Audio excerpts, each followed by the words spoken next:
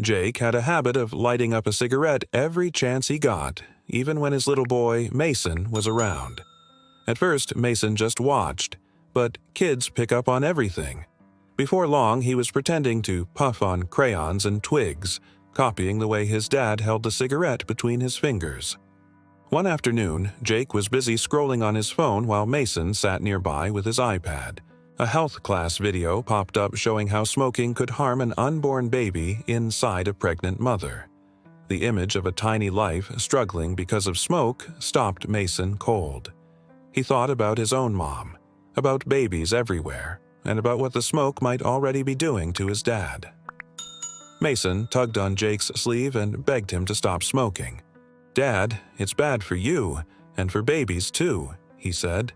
Jake barely looked up, giving a half-hearted nod before turning back to his screen. Mason felt frustrated and a little scared.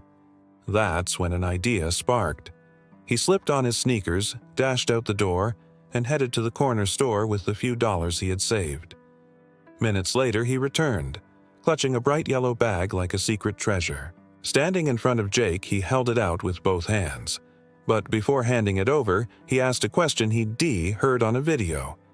"If you had to choose between parents and money, which would you pick?" Jake chuckled, unsure where his son was going with this. Inside the bag was a single lollipop, bright red and sweet. "For you," Mason said, "something better than a cigarette." Jake stared at the candy for a long moment, then smiled. He pinched out the burning cigarette, tossed it in the trash, and unwrapped the lollipop. Father and son sat together on the porch, enjoying the simple treat. For the first time in a while, the air around them felt clean.